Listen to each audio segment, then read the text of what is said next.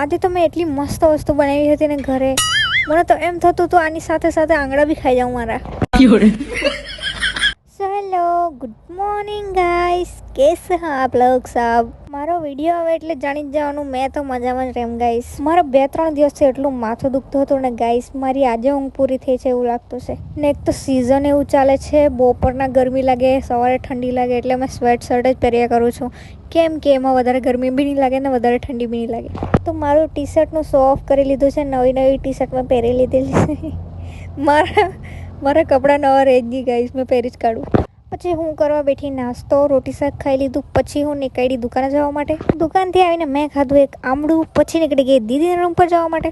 દીદીના room પર આવીને મેં બેસી રહેલી હતી થોડી વાર માટે. પછી નખાયું દીદી પર માથામાં તેલ. તો કાં નાખવાનું તે સતત થઈ રહી. કોપરે નખાઈને પછી અમે નીકળ્યા સ્કૂલમાં જમવાનું લેવા માટે. હમણાં મસ્ત તડકો લાગે છે હા, પણ આમાં ગરમી નથી લાગતી એટલું બહુ જ. પછી જમવા લઈને અમે આવી ગયા. પછી આવી ગયા અમે ઘરે આવીને મસ્ત જમવા બેસી ગઈ. મેં આરામથી રીલ જોઈને ખાઈ તો જ પચે મને તો. જમવાનું જમીને પછી અમે નીકળી ગયા દીદી સાથે ઘરે જવા માટે. ઘરે આવીને થોડી વાર આરામ કર્યો. પછી હું રેડી થઈ ગઈ મંટુને લેવા જવા માટે. ભૂત જેવી થઈને જવાય નહીં. ચાલો, પેલું રાહ જોતું હોય ને તો ક્યાં કરશે માસી વિડીયો જ બનાવ્યો કરીને. એની સ્કૂલ દૂર નથી, અમારા ઘરની પાસે જ છે, એટલે ચાલતી જ લેવા ગઈ અને પછી એને લઈને આવી ગઈ ઘરે. મેં સવારની જ હેર વોશ કરવાની હતી, પણ સવારે કેટલી ઠંડી લાગે તમને ખબર જ છે, તો મેં અત્યારે હેર વોશ કરી નાખ્યું. પછી વાળને સુકાવા આવી ગઈ બહાર ને વાળ તો જો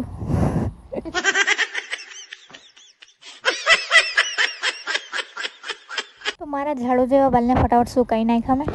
હેલિકોપ્ટર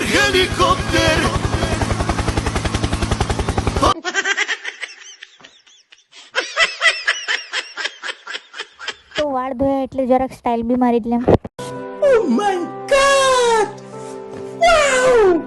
પછી હું થોડી વાર તાપમાં જ ઊભી રહી, કેમ કે જલ્દી વાળ સુકાઈ જશે મારા પર હેર ડ્રાયર નથી ગાઈસ. પછી મને લાગી આવી બહુ જોરમાં ભૂખ. તો ભૂખ તો ખમાઈ જ નહીં મને, તમને ખબર જ છે, એટલે મેં જવા નીકળી શોપ પર. કંઈ લઈ આવું પછી બનાવીએ આપણે કંઈ મસ્ત.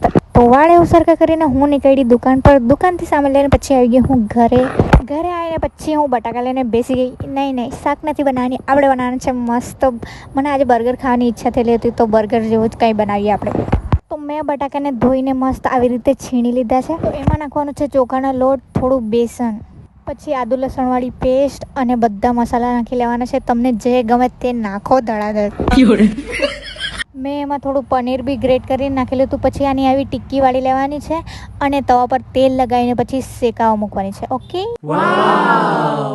જો આવી એક બાજુ એકદમ ક્રિસ્પી શેકાઈ જાય ને તો બીજી બાજુ બી એને મસ્ત ક્રિસ્પી શેકી લેવાની છે. તો આ ટિક્કીને મેં બરાબર કૂક કરી લીધી છે અને બહાર કાઢી લીધી છે. પછી એના પર નાખ્યું મેં ચીઝ અને થોડીક વેજીસ નાખી છે અને પછી એના પર બીજી ટિક્કી મૂકી દીધી અને પછી તેને તવા પર થોડી વાર હીટ થવા દીધું છે. તો આજે મને બર્ગર ખાવાની બહુ જ ઈચ્છા હતી, પણ મને ખર્ચી લઈ જાય એવું કોઈ જ નહીં હતું, તો આપણે ઘરે જ બર્ગર બનાવી લીધું છે. દેશી બર્ગર ગાઈસ.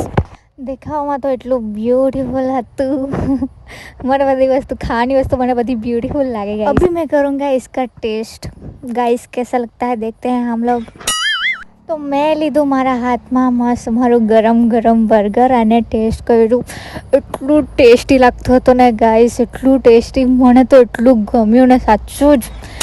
એમ મને વધારે શું કહેવાય, મેં બનાવું તે વધારે નહીં, મને તો બધું જ ગમે. મેં જે બી બનાવ્યું તે મને બધું જ ગમે ગાઈસ. પણ આ એટલું ટેસ્ટી હતું ને કે મારી બર્ગર ખાવાની ક્રેવિંગ બી જતી રહી. તો તમને કોઈ દિવસ બર્ગર ખાવાની ઈચ્છા થાય ને તો આવું બનાવીને ખાઈ લેજો. એટલે મતલબ જવાની ઓકાત નહીં હોય ને ત્યારે આ બનાવીને ખાઈ લેજો. બહુ જ ટેસ્ટી લાગે ગાઈસ, સાચું કહું છું. ચાલો મને આરામથી ખાવા દેવું, મળીએ કાલે. બાય.